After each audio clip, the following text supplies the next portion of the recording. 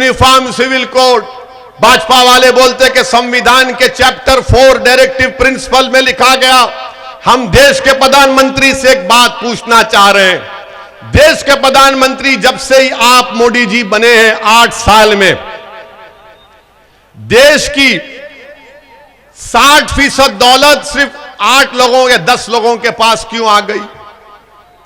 क्या संविधान की आर्टिकल 39 नहीं कहता कि देश की दौलत सबके पास रहे, मगर देश की दौलत किसके पास है?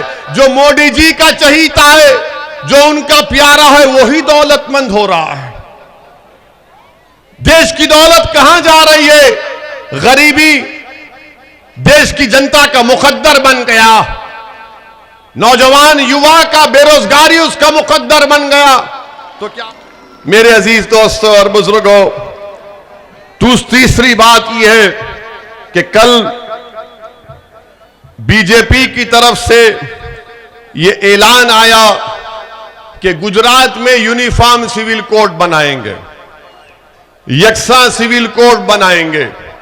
अब आप बताइए, हम और फिर आज हमारे मीडिया के लोग हमसे मिलने आए, उन्होंने कहा कि नरेंद्र मोदी की कैबिनेट के गुजरात के एक सीनियर मंत्री हैं रूपाला साहब ने कहा कि एक देश में एक कानून रहना।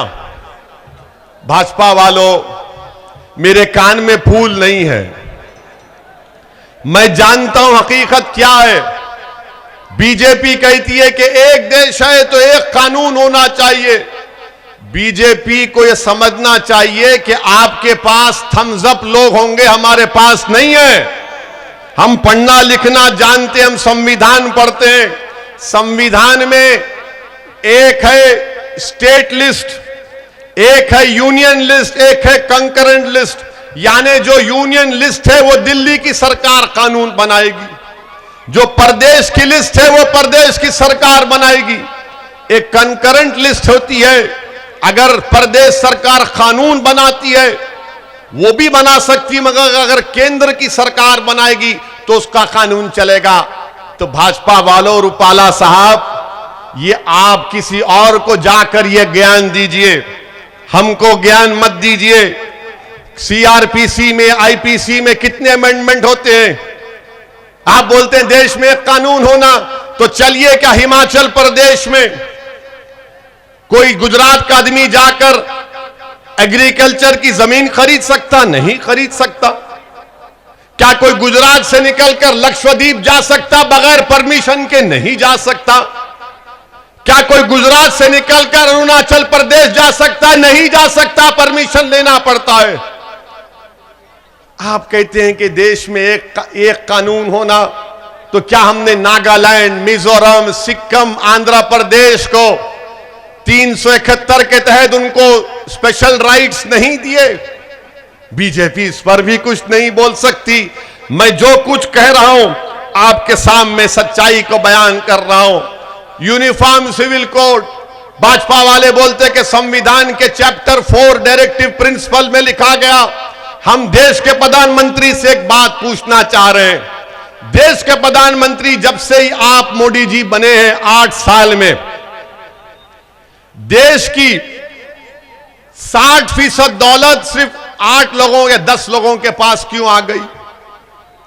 क्या संविधान की आर्टिकल 39 नहीं कहता कि देश की दौलत सबके पास रहे, मगर देश की दौलत किसके पास है? जो मोदी जी का चहीता है, जो उनका प्यारा है, वही दौलतमंद हो रहा है। देश की दौलत कहां जा रही है? गरीबी देश की जनता का मुकद्दर बन गया, नौजवान युवा का बेरोजगारी उसका मुकद्दर बन गया। तो क्या आर्टिकल 39 पर आप कुछ नहीं बोलेंगे?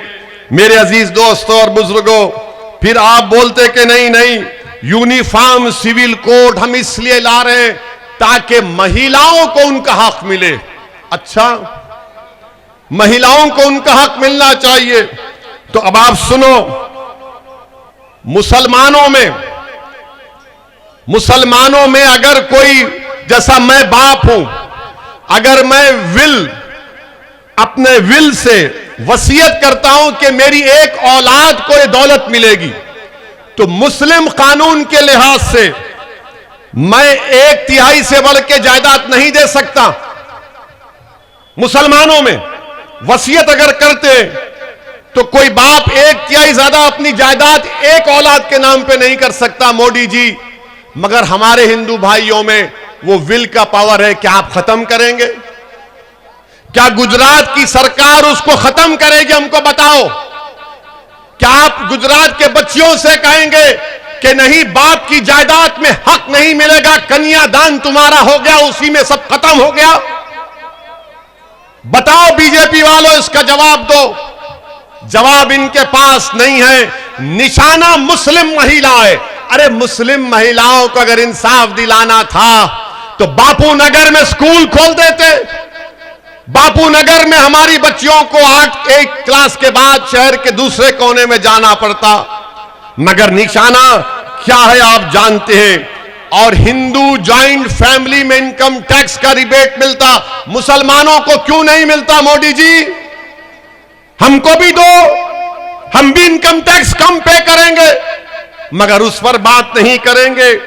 अब आप ये बात करते हैं मुस्लिम महिलाओं को इंसाफ मिलना चाहिए, तो मोदी जी की सरकार ने एक सर्वे किया और सर्वे में यह बताया गया कि 2000 से 2019 तक 90 लाख बेटियों का मिसिंग है। यानी जब मालूम हुआ कि मां की कोख में बेटी है तो 90 लाख बच्चियां मिसिंग हो गई। उसको अंग्रेजी में कहते हैं फीमेल इन्फेंटिसाइड। उस 90 लाख बच्चियां जो मिसिंग है उसमें कितने मुसलमान थे? लोग बोलते हैं कि मैं भड़काऊ भाषण देता हूं, नहीं, ये फैक्ट है। बताओ कितने मुसलमान थे उसमें?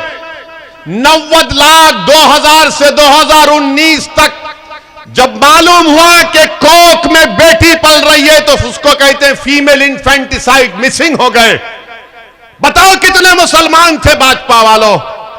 नहीं बता पाएंगे, इसलिए कि मुसलमानों का नंबर बहुत कम है।